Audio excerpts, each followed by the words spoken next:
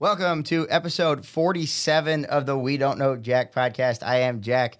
Emily's here as always. Still here. Took Thankfully. a week break, though. We did. We took last week off. We had a wild weekend for my birthday, so we took last week off. But we have a big guest today. Really excited to talk with him. Somebody I've been wanting to talk to for a long time. He is your father's favorite wrestler. It's Dan the Dad.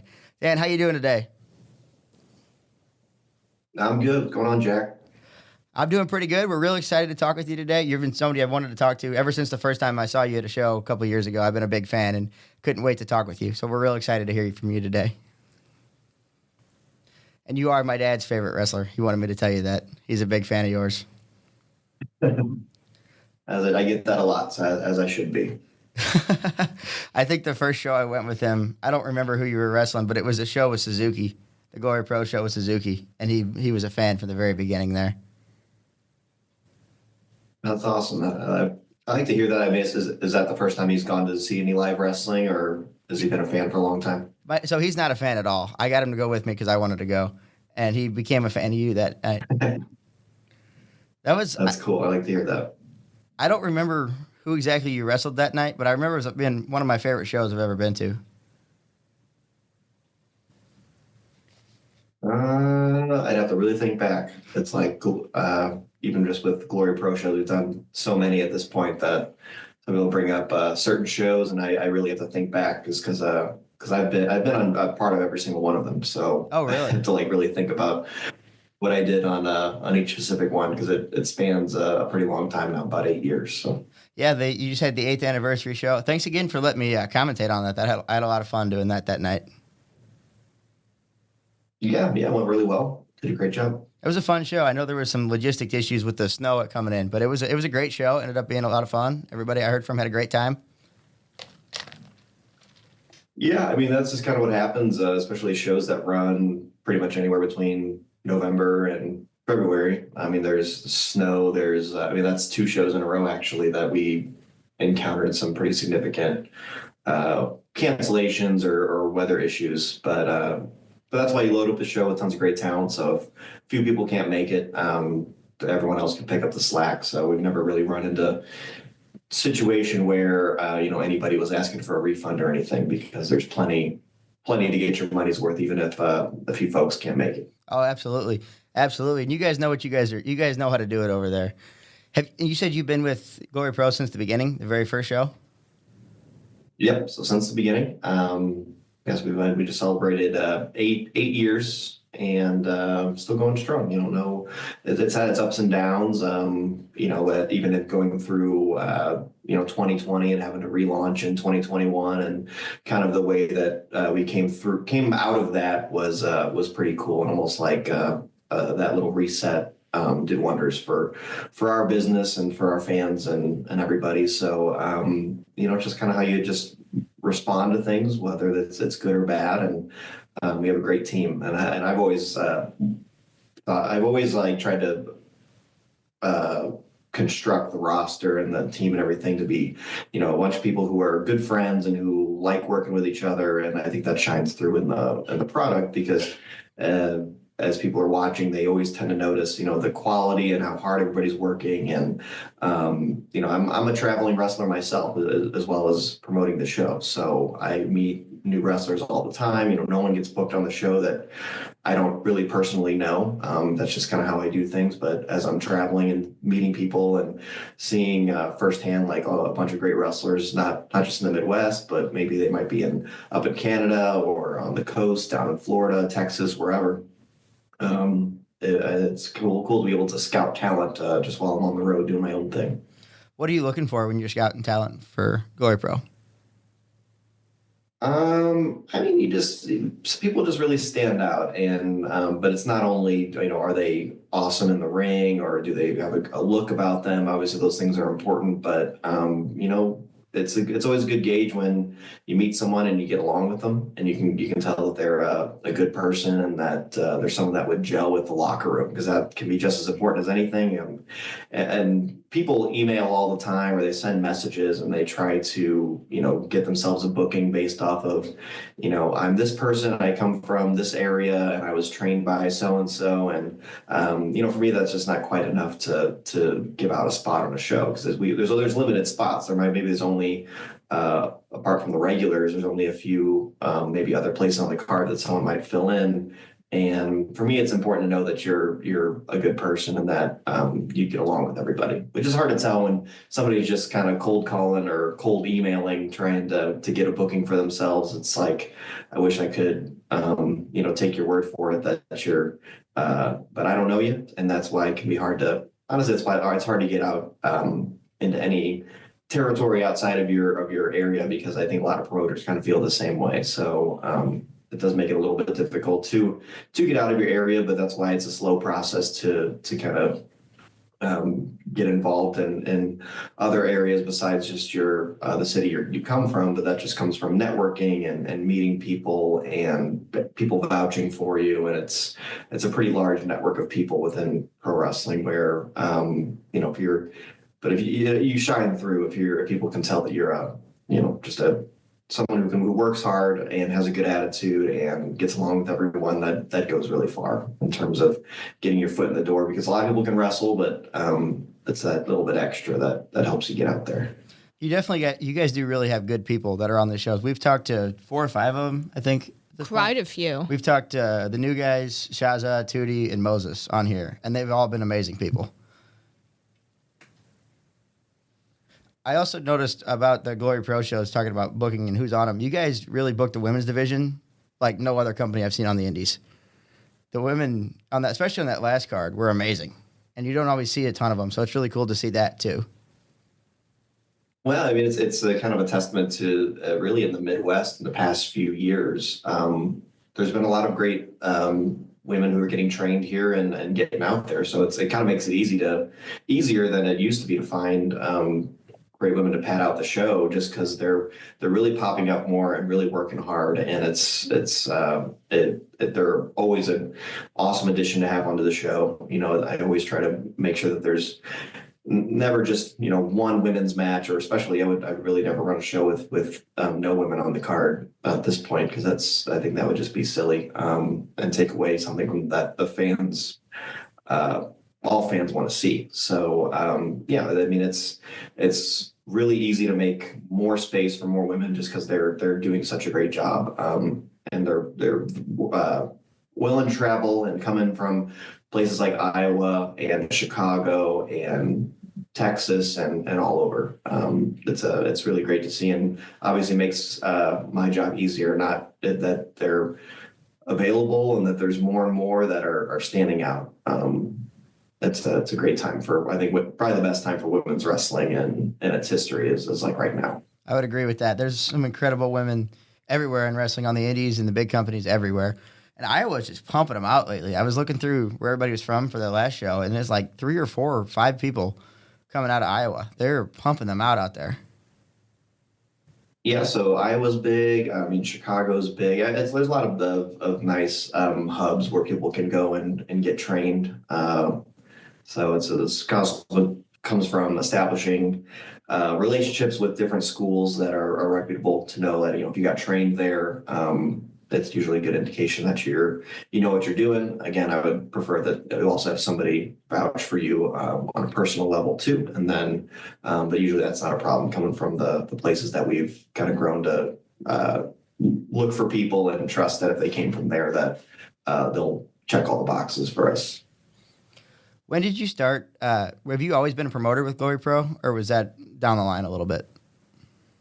It was only in year 2. So starting with like the first anniversary and forward, that was when myself and also KLD took over GloryPro after that first year. So it's been about 7 years involved with that side of things, for better or worse. Because when I first started on that side, I was only about 3 years into wrestling myself. Oh, wow. So I'm not very experienced with certainly not experienced in promoting, but not all that experience in wrestling just yet either. So that was a learning experience. For some, that's why I kind of say when we really got going was kind of like when we relaunched in 2021, it came with a lot more experience than in those first couple of years. So a lot of lessons learned, not only just in booking the show, but also just some of those logistical things with selecting venues and promoting the show and how to get people in the door and send them home happy with a good show. I mean, it was totally a trial by fire trying to get involved with that. And then, but that all pays off. It just comes with good experience. And now it's pretty easy to put on a great show just from, like I said, like knowing who we know as far as talent to book on the show, but then just the experience of putting together, or just the team of us putting together the shows. Everybody knows what they're doing. And as soon as Ben Simon kicks off the show and it's kind of rolling, usually I can just kind of sit back and it steers itself from that point. There's not really a need to sit there and micromanage anything. And that just comes from having a good team and everybody having the experience to put on the show. So that just makes everything easier when you go through that and you know what works and what doesn't. You mentioned booking venues and all that stuff. You guys are normally at the South Broadway Athletic Club down in the Soulard area. What do you look into when you pick different venues? I know you've done shows at Del Mar, the Pageant, Casa Loma, and then I think there's the next one's at the Convention Center, right? Yeah, so in April we're doing some little shows that are a part of the Anime STL at the St. Charles Convention Center. So we've got that coming up. And then that's a new thing for us. So we're always trying to find new ways to get into some different areas, but it also kind of depends on are there people in those neighborhoods where that's why South Broadway can be an easy sell because a lot of people in that area they like wrestling. They're used to going to see it up at the club. Casa Loma is a good one just because I think people really enjoy the kind of the classiness of the venue. It's kind of a different vibe and kind of lends itself to doing like a bigger show there. So people have been really excited about those shows. So I think it's all about response from the fans. Because we did 3 shows at the pageant and I love doing the pageant. It was like an honor to be the first people to run wrestling there, which we did in 2022. But as it went on, it kind of became a venue that the fans weren't overly excited about. And I think that was because of the size of it. They're so used to a more intimate setting. And so you kind of take that feedback, and that's what steered us over to Del Mar Hall, which, same management folks, same people we have a great relationship with, and a bit of a smaller venue, but a venue where there's not a bad seat in the house, and everybody feels like they're really a part of the action. So it's kind of a lot of it's about responding to what fans are looking for. And you might try a new venue and it might lead to something else, or there's venues we've tried that just didn't work and didn't go back. And so it really is a combination of things. One is just having the space. Obviously wrestling doesn't fit just anywhere. You've got to have higher ceilings. You've got to have the floor space to put a ring and kind of create that atmosphere. But some spaces are too big, some spaces are too small, and some just kind of have that just right. It's in the right part of town. There's people are willing to go there. They're familiar with it. So we're always looking for some new places to check out. I think kind of doing something in St. Charles I'm excited about just because that's a part of the city or the area around St. Louis that there's not a lot of wrestling at, whether it's like St. Charles, Chesterfield, St. Peter's, that whole direction over there. So I'm interested in seeing how that goes and seeing if we can maybe expand out that direction if there's an opportunity for it. So just kind of keep our eyes on, if there's a good spot for it, always taking recommendations. If there's fans that know of a certain place in a certain part of town that think they'd better be a good fit, we're always open to checking things out. So just kind of depends what pops up. And then also depends if that venue is interested in having wrestling, because there's been plenty of times where we've gone to venues that have the space that would be a good fit, and they don't understand what it is and they would prefer not to have it. And that's just kind of the way it is. I'm excited for the St. Charles one. That's 4 minutes down the road from us. So I'm excited for that. Not have to go downtown. That's maybe, 5 minutes away from here? If that. If that. We're on the Lindenwood campus, so it's like right across the street. That's right. Do you have a favorite, as a wrestler, do you have a favorite venue that you've wrestled at in the St. Louis area? I would probably say Del Mar Hall at this point, now that we've done that a few times and really got a good, like it just feels, it's a cool look, and the way that the staff does, they help us out so much also with the lighting and creating a really cool stage for us to come out through, and adds a lot of production that we don't have to bring. It's cool when you have a venue that already has that built in. And so Del Mar has been just fantastic in that way. Just a beautiful stage, and the ring fits perfectly in the pit there, with plenty of seating on the stage, around the ring. And I just have a lot of fun there every single time. And it's really, it's fun just to hang out in the loop before and after the show. It's just it's a cool place to be, very historic, very, when you're just kind of walking around, and it's kind of one of my favorite places to, just hang out and grab a bite to eat anyway. But so being able to run shows in that space has been really fun. And like I said, the atmosphere is really cool. And a lot of new people come in for those shows. I think in this last one in January, I noticed a lot of folks who never seen it before. Maybe they saw an advertisement, or maybe they just saw the poster on the wall outside Del Mar. Maybe they just saw it scroll through on the marquee as it was going through the schedule. However they find out about it, it's really cool to see like new people come in and check it out. And so venues like that tend to bring in some new folks who might become fans and keep buying tickets every month or whenever we're running a show. I didn't think about that. The new fan standpoint. That's a good way to put it. I've never been to a show there. I couldn't make it to the one in January. I've been to the 3 at the pageant, I think. I want to say I've been to all 3 of those. I never have made it to the one at Del Mar, though. What got you into professional wrestling? It's hard to say, because I've been a fan my whole life. So like I grew up with my dad was a big fan, my brother was a big fan, cousins were fans, and just kind of was stuck with me as something I wanted to try. Just for me, really just a dream, just to like go maybe train with it, or just step foot in a ring. And like I don't think I really expected to. I'm going on 10 years now, a little over 10 years, almost 11 years now, that I've been involved. And I probably wouldn't have expected it to last more than 10, 11 months, just based off of what I thought I was capable of. And but it just kind of came down to, a school was opening that I noticed that I just felt like I just should go and check it out. And I'm glad I did, because again, like 10 years later, it's been a big part of my life. So it just kind of started with a dream that you just got to take those first steps. I mean, that's what I tell people all the time if they're wanting to get into it, whether you are going to become successful at it or whatever, you still have to start somewhere. So, encourage people all the time to, if it's something you really want to check out. Unfortunately, I wish St. Louis had a better, some better facilities for it. I'm hoping that'll change in the next year or two. It can be a little bit hard, and you might have to travel outside of St. Louis. You might go up to Iowa or Chicago, where they have some more established training facilities. But that could always change. It just depends what opportunities and space comes up in the area. So I say that, and people ask like, where should I go get trained? I'm like, I don't know if I have really too much of a recommendation right now, because we've had people kind of come and go who've had schools in the area. Right now we're in kind of a time when there's not anything open right now, but again, like hopefully that changes in the next couple of years.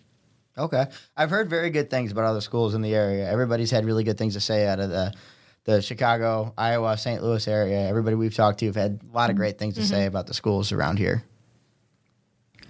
So you wrestled under a couple different names. You're Danny Adams sometimes. You're Dan the Dad. How did the dad gimmick start? Because everybody I've ever met has absolutely loved the dad gimmick. How did that kind of start?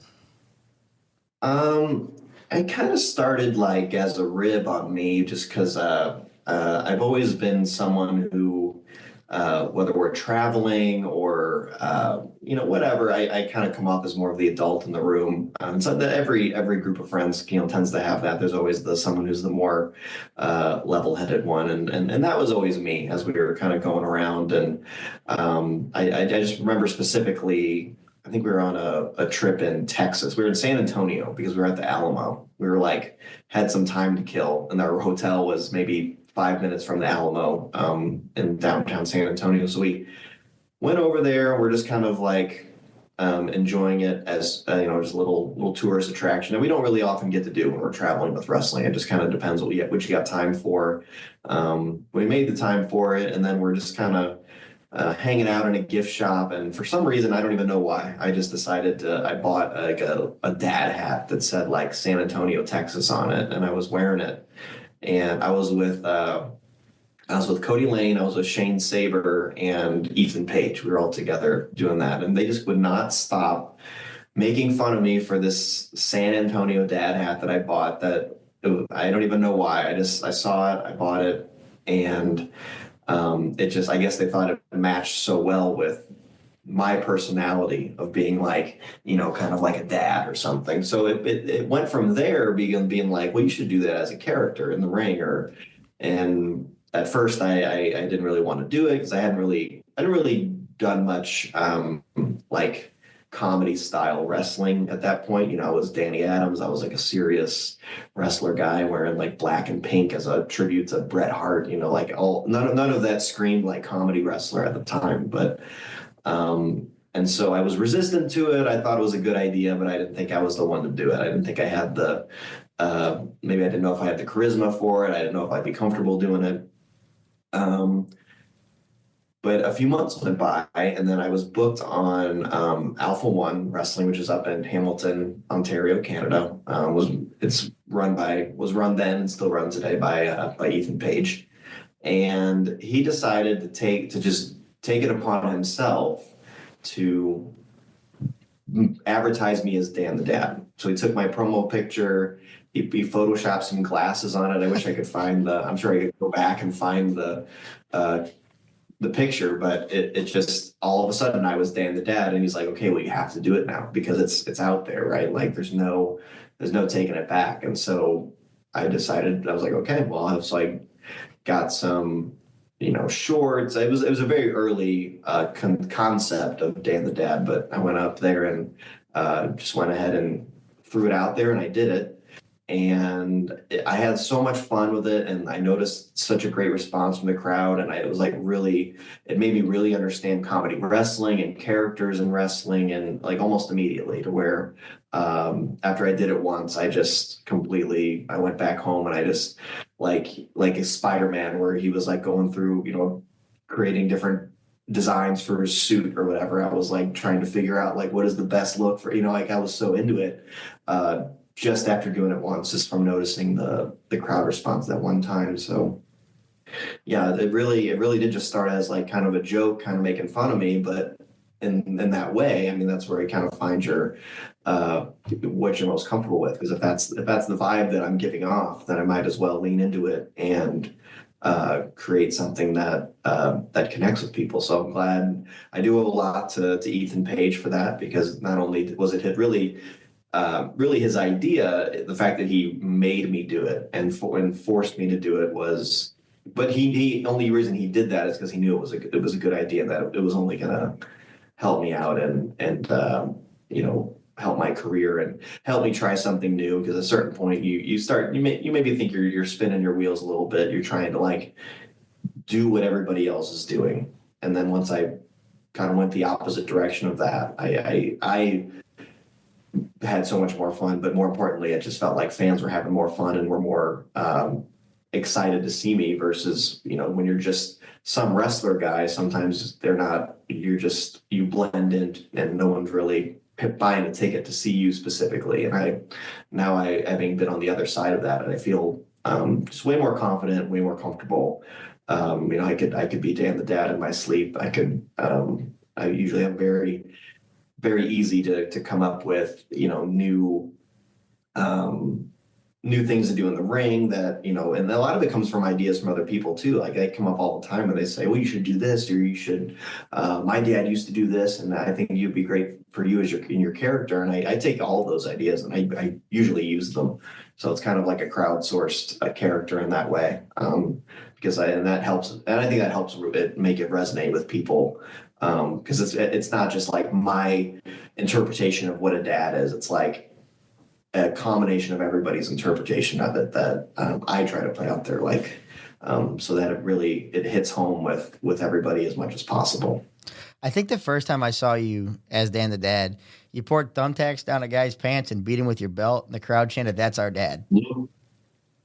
Yeah, I mean, then that's just kind of using like a funny character, but in that context, I guess we were having like a street fight or some kind of hardcore whatever match, and that's what the occasion called for. But at least you could, I do remember that, and I do remember really enjoying that idea of like how can we have this street fight, which is like a serious match, but still be a little bit goofy with it. That's kind of always that's kind of a challenge, right? Like how do you still stay true to the character while still upping levels of intensity or like that? So that I enjoy when things like that come up that become a challenge, and it's not just doing the same old gags. It's like, how do we take that and kind of paint a new picture with it that isn't just the same old thing, but not a complete departure from what people are expecting from the character. So I want to say that was my first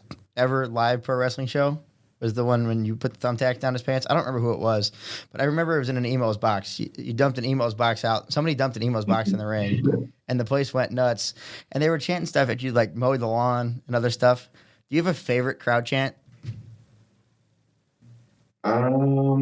I like "That's My Dad" the most, just because I think to me, I think that like really pulls the whole character together. Is that if Dan the Dad is everybody's dad and everybody's cheering for him, that's where everyone's coming together, and kind of it more so brings the crowd together in that way. And so I like when people start chanting that in unison. It's like everybody's on the same page, and I think entertainment is best when the crowd is on the same page. I don't know that it's best when it's like divisive. It should be like, oh, this is who we want to win. Let's all cheer for him. I think that's a little more of a versus like, and it's cool when maybe there's a split crowd it depends on the situation, but. For what I do, it's always more fun when everybody's like cheering for me to be their triumphant father figure versus. I mean, I have had it other times where people didn't really buy into it, and they wanted me to get beat up because I look like such a goof too. So that happened. The opposite does happen occasionally as well. In which case, you just kind of roll with that. With whatever the crowd gives you, but sometimes it can be fun going to like new places and not knowing if they're gonna enjoy it or if they're not gonna get it right away. Sometimes they do, sometimes they don't, and that can it kind of determine like how you.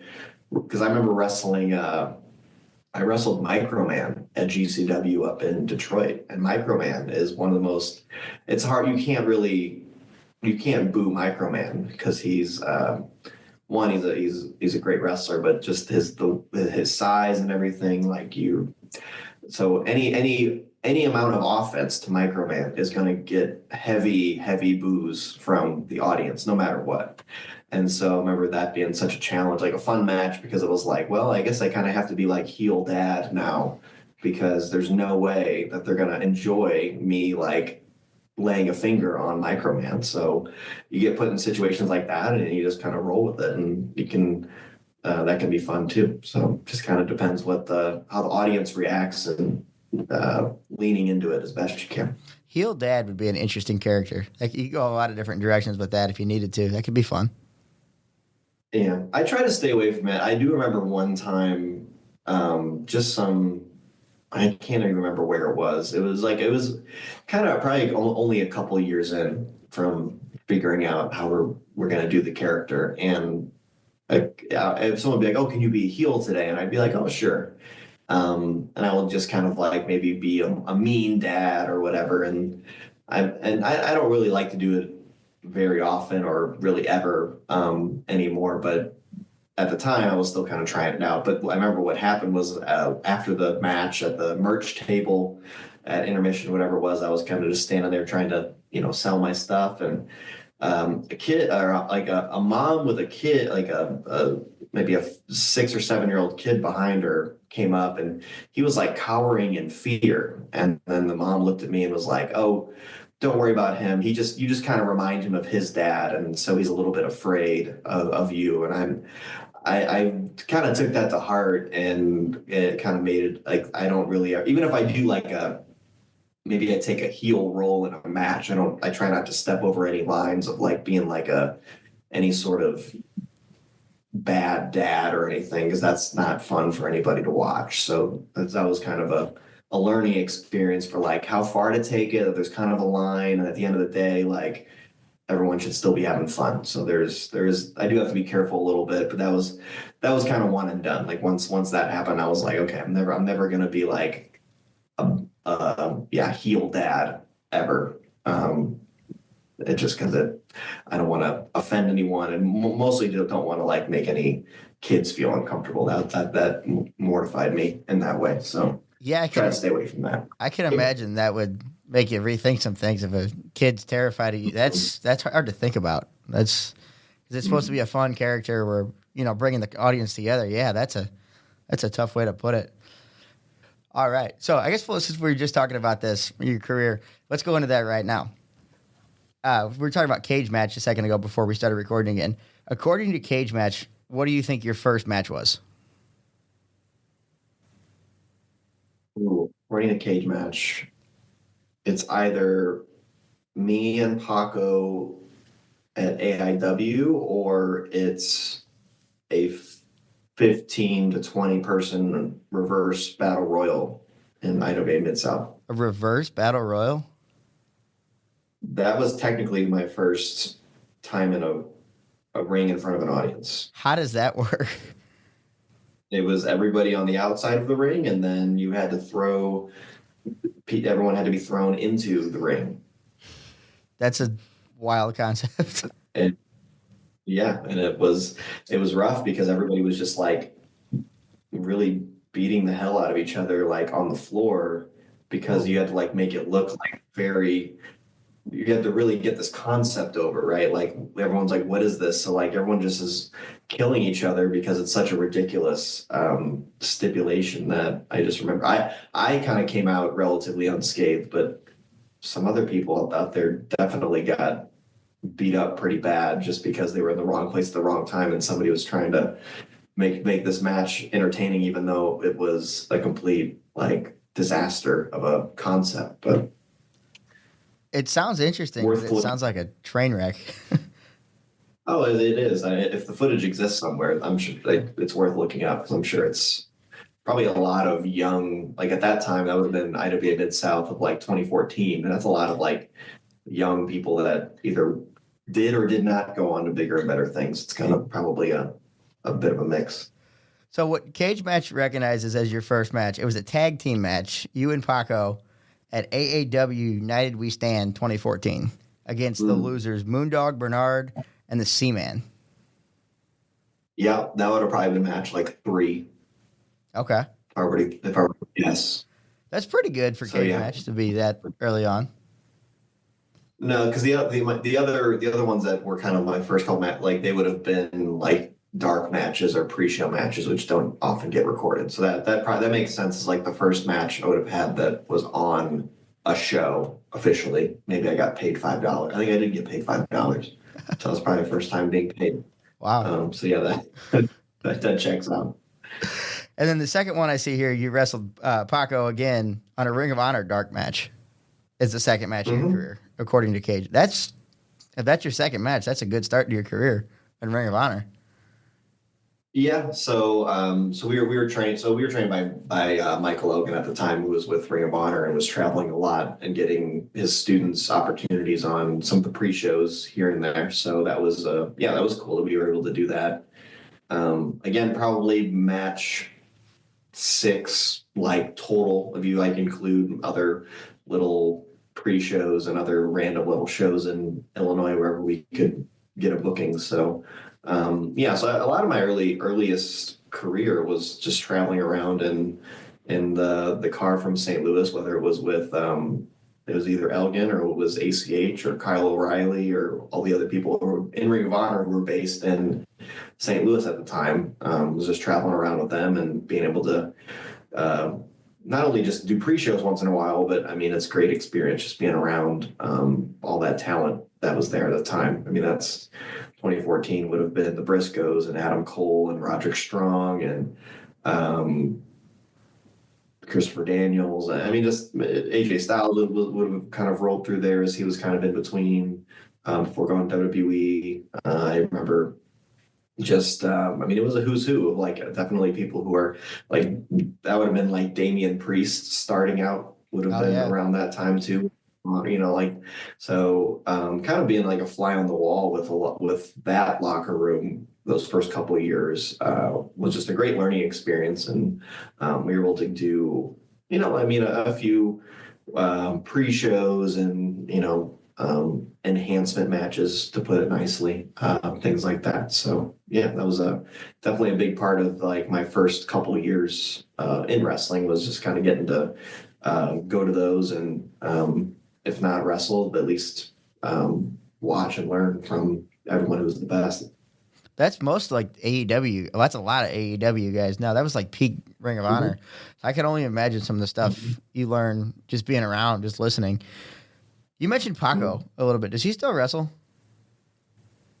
No, not for a few years now. So he kind of, I think he kind of wrapped up in 22 or 23 or so, and they just kind of enjoying life. He was always the biggest heel on the Glory cards because he was from Chicago. They announced him from Chicago, and he'd get booed out of the building. He wouldn't do anything. He was just from Chicago, and they hated him. Yep.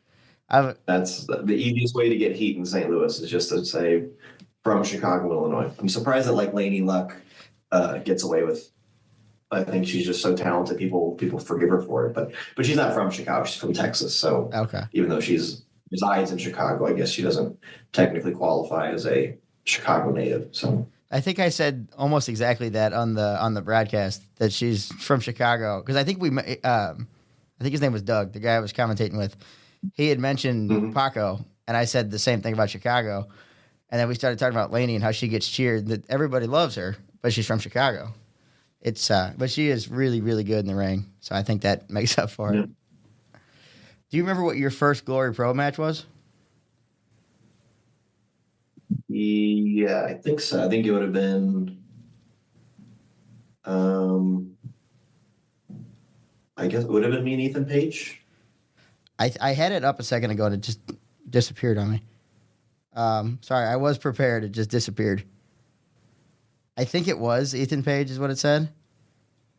I think so, because it would have been I think it was like a tournament for the Crown the First Champion. Was that first show, something like that? Yeah, it was definitely something like, here it is. Yep, it was Ethan Page. Now he's tearing it up in NXT. Sure is. I've got to meet him a couple of times. He was always really cool. His meet and greet line was like around the building the first time I met him. Yeah, I mean, he always had such a really great connection with fans, and generous with his time, and I always, as someone who was kind of like a mentor for me, still is, but I always saw that and saw like how he treated people at the merch table, and making fans, or just kind of doing extra things like vlogging and YouTube videos that fans connected to.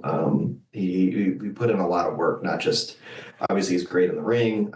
People like him from that perspective, but his fan base was built so much off of connecting with people everywhere that he could. And I think everybody has great things to say about meeting him at a show or interacting online or whatever. I think I've met him twice, and he was great both times to me. And I'm just, I'm some random guy in the crowd, and he took time to talk to me. And that's what I like about these indie shows, is everybody's like that. They all take the time, and they get to know the fans. And like, So I know some of the fans, they bring cookies for the wrestlers, and I've seen that a couple times, which is really cool. That St. Louis connection especially has with everybody. Yeah. I brought cookies last time, so we'll go into this now. You're from St. Louis, right? Yep. So you know the St. Louis food scene pretty well. Sure do. So we're gonna give you 5 foods here. I'm gonna have you blindly rank them. We call this the Taste of 314. I'm gonna have Emily do this one, but we're gonna give you 5 foods. You're gonna blindly put them on a list from 1 to 5, wherever you think they fall. I feel like you can guess 3 or 4 of them, but there might be a surprise in there or two. Okay. All right. We mix up the order. I'm gonna go with gooey butter cookies. Okay, so I'm putting that starting with 1 through 5. Yes. 1's the best, 5's the worst. I'm gonna say 4. Okay. You're not a Okay. big gooey butter fan? I like it, but I feel like I'm gonna like everything else on the list a little bit more. At And maybe that just goes that to me. That's St. Louis food though. It's like, oh, you don't like it? Wait, no, I like it. I just like other. It's all good. Like I think it's one of the best food cities in the country because of all of our little like local favorites are really good. So, at the anniversary show, we talked to Tootie a month ago or so. Yeah. And she said she'd never had gooey butter cookies, and she's from St. Louis. That's like a hate crime, not having gooey butter cookies in St. Louis. So we brought her some and made a TikTok video with them. She didn't really like them. I couldn't believe it. I think a gooey butter when it's good, it's good. When it's not, for some, if it's like not really hitting, it can be a little weird. So like I can see that maybe. Yeah, they were pretty good. I had a couple. I had 2 or 3 of them, I think. But Bosch came running across the room when he heard there was cookies. Mm-hmm. All right, next one. The next one is St. Louis style pizza. So that could be Emo's, Cecil Whitaker's, any of that Provel thin crust style pizza. I'll go 3. All right. Okay. I feel like you can't ever go wrong with St. Louis style pizza. No, I like it. I mean, I know people that act like they don't, but I think there's a mindset about it because I don't like deep dish because it's too much. I don't like deep So dish. if you're used to deep dish, and when you like try St. Louis style, I guess it just people have different concepts of pizza. So they act like, well, that's not pizza. It's like, well, yeah, it is, but it's a different. You got to be in a different mindset. Like I know if I have like an Emo's pizza, I'm gonna have. I'm like me personally, I'm gonna need like a large one to myself because it's so thin. But I like that because I think it gets you like more. I can eat more or enjoy like the toppings more than feeling like I'm full. But it's like deep dish. It's like you have one slice of it, maybe half a slice of like a deep dish pizza, and you're just full off of bread. Yeah. So I don't like in terms of like macro friendly. It seems like a little bit high on carbs and crust and bread than the good stuff on top. So that's my feeling on it. In deep dish, sometimes you get like the pie pizza downtown, or I think Delmar. I don't know where it's at, but the pie pizza place, that's lasagna. That's barely even pizza. Yeah, I agree. I mean, it's like okay, but I would much prefer something more reasonable on the not so doughy, I guess. What are your go-to toppings? Like at Emo's, I like the barbecue chicken. Okay, I've never had that pizza because they'll do like a barbecue sauce as the sauce instead of like a red sauce, which is good. So I get that pretty often. Other than that, kind of like a sausage pepperoni, or even like a supreme. Okay, would be pretty good. Yeah, but I get that barbecue chicken one pretty often. I like that. I've never had barbecue sauce. It's pizza sauce. I have to try that. Yeah, if you go to Emo, it's like one of their specialty ones at Emo's. Okay, I would try that. I'm a hamburger guy. I like hamburger on my pizza. People think that's weird, but I like hamburger pizza. No, I think it's good. I mean, I don't. I mean, I like when it comes to pizza. It's like I don't necessarily get the same thing every time though, because it's like you can get. I like to switch it up, so I'll do a hamburger pizza once in a while. Have you ever had Joe Bacardi's pizza? Yeah, Not for a while, but yeah, I think I have like the That's rectangle. yeah. It's dangerous. It's right across the street from my house, and they have a cheap lunch Mhm. special, which is the salad and the pizza for like $10, and they got really good hamburger and bacon pizza there. Well, their pizza's just That's really so good in good. general. But Mhm. next one. Next up is Ted Drew's. Ooh, I feel like I put the gooey butter cookie too high.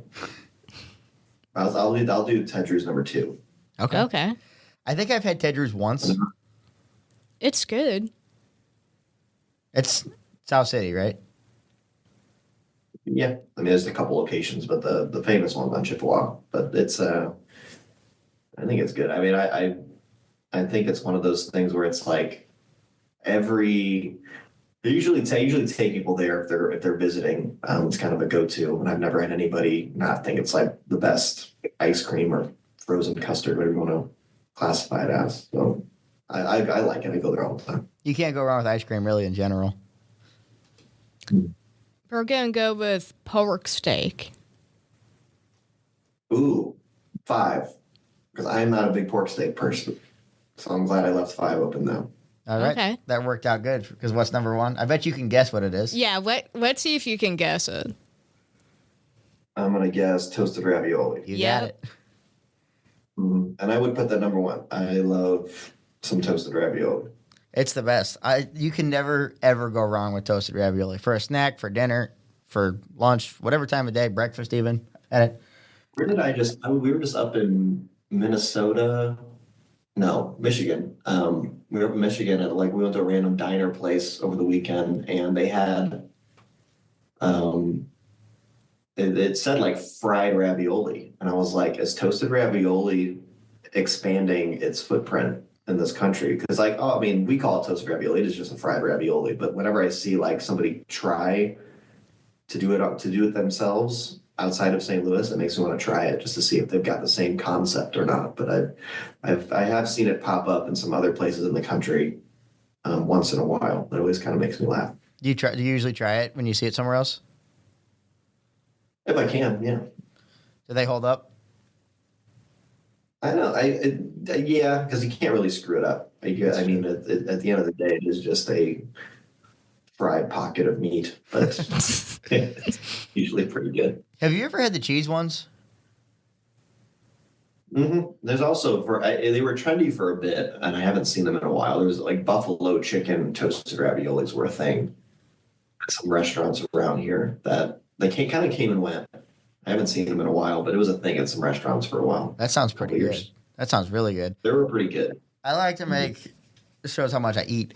I like to make a box of meat ravioli and a box of cheese ravioli, and then eat both of them.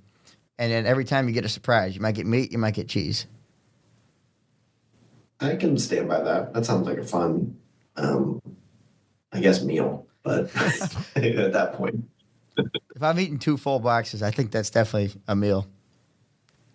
and it depends. Depends on the situation. Are you a big food guy? You into all kinds of different foods? Yeah, I love food. I love trying new foods. I love traveling. Big reason I like to travel is to try new foods. So yeah, definitely. What cities that you've been to wrestle in and all that have really good food that you wouldn't expect? I'll say like my favorite food or favorite city for food. This is a long way away, but like Tokyo. I've been to Tokyo a few times, and not only is the food that you would expect to be good very good, but I've tried some like octopus and squid based things that you didn't, and they might just be like fried balls of octopus or something, but they end up being so good that but I'm down to try anything like that just to. And then like the sushi is really good, but not even the same sushi as like we make. Like American sushi is a roll full of like a bunch of different stuff covered in some kind of sauce, like 2 different types of sauces or whatever. But over there, it's just, everything is just pretty basic, but it's so fresh and so good that. But there's definitely been some stuff placed in front of me that I wasn't too sure about just from the look of it, but it's rude not to try it. So you gotta at least try it. But I never, at no point did I try anything and thought it was like disgusting, even if it looked a little strange at first. But usually that stuff exists for a reason. Like nobody's just gonna serve you something that tastes awful, even if it's something that you've never tried before or something that doesn't look familiar.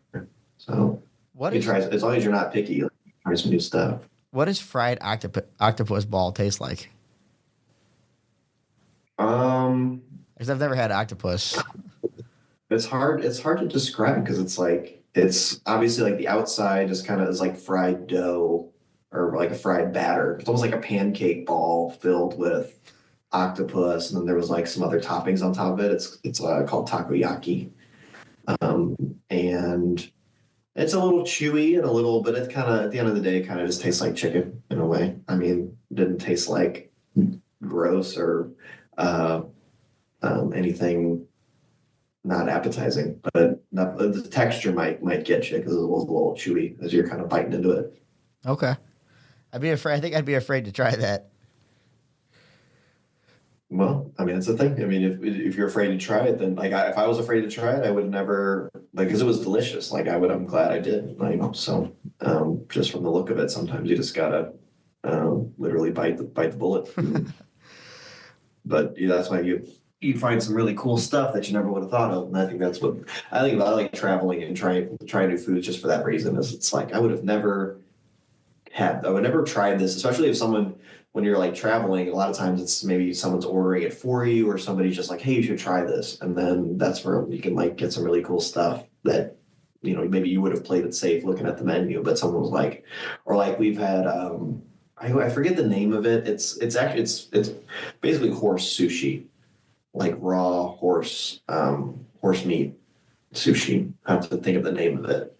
And that is probably one of the only things that was served to me that I didn't like, but at least I tried it. And now I know that I was like, man, probably not, but it was interesting. I got to get better about that. If it doesn't look good, I probably won't touch it. I like to eat, but I don't like to eat that much. When you have other wrestlers, other people come in town that have never been here before, what's the local place that you recommend to people?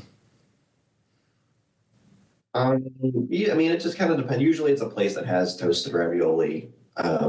So, like Emo's is a kind of a good place to kind of get all of the big hitters in one spot. It's like maybe to get Emo's and then go to Ted Drew's after or something is pretty common. Or when people come through, that tends to be what we do. That sounds pretty good. I feel like you can never go wrong with Emo's Pizza and Ted Drew's. That sounds pretty great there. You guys did the Fat Food Fest here, didn't you, with Ethan? Yeah, we did, and that was cool because I think it was a cool highlight of just our St. Louis foods. We did two of them here actually, just by chance. Just kind of that's what lined up when he was trying to do it. Just always lined up with him being in town, and like I said, I do GloryPro shows. Like we're all friends and all like so that's why he would always choose to do those after our shows being in town here because. Everybody, it was a show full of people that we all wanted to hang out after and film eating some good food. So I'm proud of those videos in terms of like how well they highlight the city. They were fun videos to watch too. It was cool to see. It was like all these people that I've met before, and they're all here in St. Louis wearing Arby's aprons. Yeah, that was. I didn't really get the Arby's thing. That was something that some of the other guys had a connection to, but. It was good. It was entertaining, and I'm sure it was something for the people working at Arby's to see you guys walk in. I think that Arby's they did like they were closed or closing, and so we actually had like they were able to keep it open for us for like an extra half hour or so to kind of make. I don't know. They were actually pretty cool about it. They didn't have to do that, but they thought, hey, well, I think one of them said that they would do it if they could just get a shout out on the vlog, and it's like, sure, no problem. Here you go. Introduce yourself to YouTube. But so that was cool because I think we went to it was Arby's. We got some donuts. Those donuts looked awesome, and I've been wondering where were those from. I'd have to go back. I remember. I think they were strange donuts actually. Strange donuts. Okay, because there was a gooey butter donut, and I've been wanting to try it ever since. It was like 3 years ago I saw the video, but that's how much I like gooey butter. It stood out in my head. I think those are from Strange, if I remember correctly. Okay, I'm gonna have to check that out. I'm sure you guys got. I'm sure that was an interesting group walking in there because it was you and Jake something and Danhausen and Ethan, and you guys are all giant humans, and then you got Danhausen with face paint on walking into the store. Yeah. I mean, that's again, like I commend those employees for sticking with us on that for sure. I was entertained by it. I thought it was a pretty good video. You said you guys are running a Glory show in April at the convention center in St. Charles. That's your next big show? So it's 3 days worth actually. So it's April 25, 26, 27, all as a part of Anime STL. So which is a huge convention. I was actually just there today, going over some logistics and stuff, and they kind of described what how big the crowd's going to be for all 3 days. They said it's actually the biggest event that they do at the St. Charles Convention Center as far as an annual event goes. So I'm excited to kind of because we're only doing like little 1 hour shows each of the 3 days. I think on Friday it's at 7 p.m. and then on the Saturday, Sunday they're both at 1 p.m. So I mean it's obviously a cool convention to go check out, and but I'm excited to kind of be able to do what we do in front of some people that maybe aren't familiar with our company or independent wrestling as a whole. So and that might help expand a little bit into the St. Charles area more often. So it's kind of the goal is to maybe create an appetite for going out there a little more often. That's going to be an interesting crowd. Wrestling fans and anime fans mixed together. Yeah, I mean, there's some crossover, but it should definitely be interesting to again. It's when people who aren't familiar with it kind of see live wrestling for the first time. They usually enjoy it, but sometimes it can take a minute for them to get settled in and digest what's going on. So it'll be fun to see what the crowd looks like and how much they get into it. I'm still trying to get her to become a fan. It's we haven't got there yet, but I'm working on it. It's entertaining, but I don't have enough time to devote to it. It is definitely a time suck. Like it is. There's a lot to it. There's a lot of lore. There's a lot of different wrestlers to get familiar with. So I totally understand it being kind of a daunting task to dive right in. But over time, you'll check it out and get familiar with everybody and be just as into it, I'm sure. If we keep interviewing people, you're going to know them all. Yeah, pretty much. Yeah, that helps. That does help. So I got her to watch Mania last year for the first time. And then I don't think she watched anything until the Casaloma show that we were at. No. It was a big difference, though. But like being there, and we had pretty good seats for it too. We were front and center. Me and Gabe were announcing. Gabe's on here occasionally with us. But yeah, we had good seats. It was a good show too. You get to see Ricky Starks. You get to see Danhausen. That's a big deal. It was fun. Is there? Where can we find you on social media? At Thanks Dan the Dad on Twitter, Blue Sky, Instagram, Facebook. That's usually where I'm at. But yeah, it's always at Thanks Dan the Dad across the board. All right, we'll make sure we put that in our bio with everything in there too. Sure. Dan, thank you for coming on today. We really appreciate you talking with us. Is there anything else you wanna mention or plug or anything before we head out? I don't think so. Like I said, you already touched on Anime STL and GloryPro Wrestling together. That's in April, and just keep an eye on GloryProWrestling.com or on the GloryPro socials for the schedule and the upcoming events to come check it out. Awesome. You'll never be disappointed by a GloryPro show. They're a lot of fun. The regular talent there every week's awesome. I've always had a lot of fun. I've been going for 3 or 4 years, and I've always had a great time. But anyway, thank you for coming on today. We had a great time with you. We really appreciate you taking the time to talk with us. It meant a lot to us. We appreciate it a lot.